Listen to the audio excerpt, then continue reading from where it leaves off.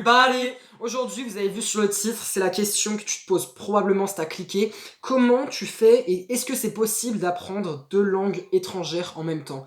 Parce que tout le monde veut apprendre l'anglais, enfin 95% des gens faciles, mais souvent, vous avez peut-être des origines d'un pays, par exemple la Finlande, par exemple l'Allemagne, je sais pas, mais probablement des origines peut-être, et vous voulez apprendre cette langue en même temps, ou alors vous voulez apprendre l'espagnol pour voyager, ou le chinois parce que peut-être que la langue du futur ce sera le chinois, et vous voulez apprendre deux langues en même temps parce que vous pensez que ça va vous permettre d'être plus efficace que si vous passez peut-être 3 ans sur l'anglais et après 3 ans sur l'allemand ou sur la langue que vous l'apprenez. Et donc pourquoi pas faire les deux en même temps, ça va vous économiser des années de votre vie.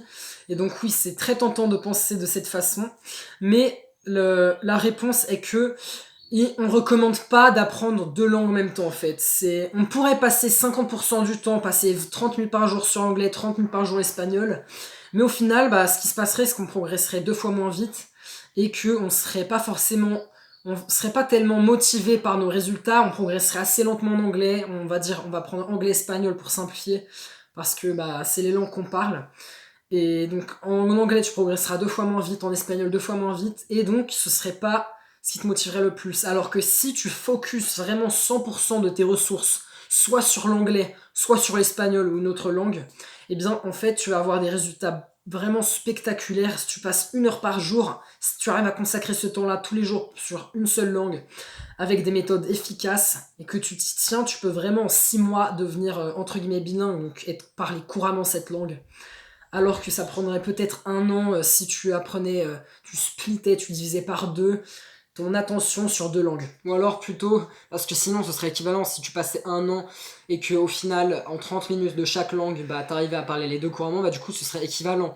Mais le risque quand tu fais deux langues en même temps, c'est que, comme on l'a dit, tu vas pas avoir forcément la motivation pour passer les deux en même temps, et du coup, tu vas peut-être finir par revenir bredouille, et d'après ton année d'apprentissage de langue, un peu comme en cours de langue, peut-être en LEA par exemple, tu vas revenir bredouille comme j'ai dit, et donc ne savoir parler ni l'une ni l'autre, parce que t'arrives pas à être inspiré. T'as été trop ambitieux, et surtout pour les gens, pour ceux d'entre vous qui peuvent consacrer seulement 20 minutes par jour à l'apprentissage de langue, et bien à ne passer que 10 minutes sur chacune, ça va être très compliqué. Si vous avez plus d'1 heure dans ce cas-là, allez-y, en fait, si vous avez 2 heures, vous pouvez très bien faire 1 heure d'anglais, d'espagnol et devenir bilingue.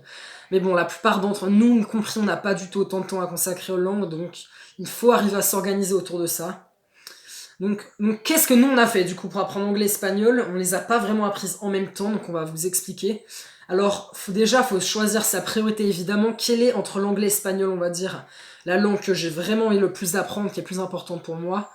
Donc contrairement à ce que vous devez penser avec ce tableau, cette image-là, l'anglais était quand même notre priorité parce que c'est vrai que dans notre société, c'est vraiment la langue dominante à l'international et pour le travail, la profession. Même le voyage, oui. Et voyager partout. Même si l'espagnol, c'est vraiment une belle langue pour nous et c'est vraiment une langue qui nous plaît. Et aussi le fait que, je sais plus si on l'a dit, l'anglais, c'est vraiment tout ce qui est scientifique, tout ce qui est plus poussé dans les connaissances, si tu veux te former en continu, si tu veux apprendre maximum de choses, la plupart des contenus vont finir par être en anglais, parce que par exemple en musculation, vous avez sur YouTube, il y a Nassim Sali, il y a From Human to God, il y a quelques youtubeurs, il y a Rick Flag, mais en soi c'est vraiment rien comparé à la masse, un océan d'anglais dans le YouTube anglais, et surtout quand tu vas dans ce qui est plus scientifique. Dans tous les domaines, donc peu importe ce que vous voulez apprendre. Donc ça c'est le sujet de notre vidéo, on va pas faire une vidéo de 20 minutes. Bref, mais du coup on priorise l'anglais pour cette raison aussi.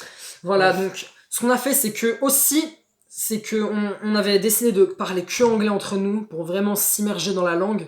Vous pouvez cliquer sur un lien, on vous mettra une vidéo comment s'immerger dans une langue pour progresser. Donc c'est ce qu'on avait décidé de faire pendant à peu près 1 an jusqu'à ce qu'on arrive à vraiment parler la langue. Et récemment on était passé à l'espagnol, maintenant ça fait quelques mois, ça fait 4-5 mois, je sais plus. Depuis nos vacances on est allé en Espagne.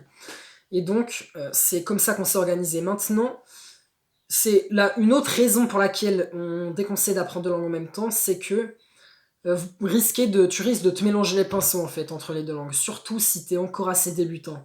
Par exemple, quand tu veux apprendre l'anglais et que t'as vraiment envie de devenir bilingue, il faut vraiment que tu puisses t'immerger, que tu commences à penser en anglais.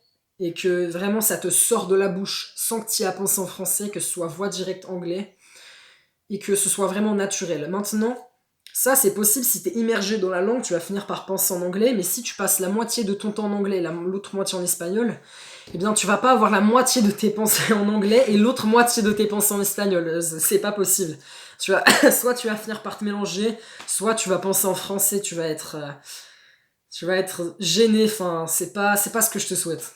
Bref, et du coup, notre solution, parce que soit tu peux faire la méthode classique, ce serait apprendre une langue, la maîtriser, puis l'autre, la parler couramment, et tu pourrais passer peut-être 6 mois si tu mets les bonnes ressources, si tu passes peut-être 1 heure par jour, ou alors que tu t'impliques et que par exemple tu passes ton temps à parler avec tes proches dans la langue cible, ou alors tu vas y passer peut-être 1 an, 2 ans si tu mets assez peu de ressources, peut-être 20 minutes par jour, mais ce sera quand même possible sans y passer autant d'années qu'à l'école.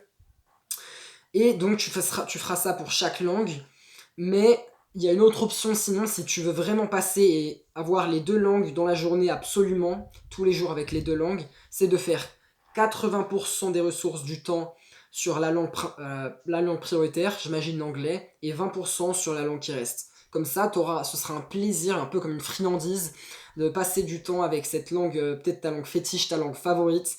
Et ça va permettre de te changer les idées, entre guillemets, de la langue principale si elle commence à te saouler.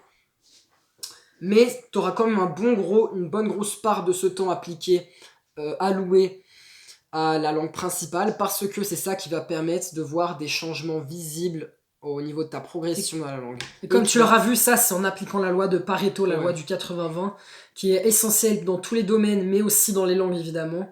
Et que donc avec 20% sur une langue, tu peux quand même avoir, je dirais pas 80% parce que là c'est de l'abus, mais tu peux avoir pas mal de résultats.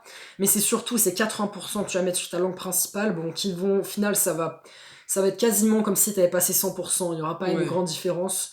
Donc c'est un bon ratio si vraiment si t'arrives pas à te décider ou qu'il y a vraiment une langue qui te plaît, t'as pas envie de laisser côté, tu peux quand même appliquer ce ratio, mais quand même pour être concentré et avoir des gros progrès dans cette langue principale.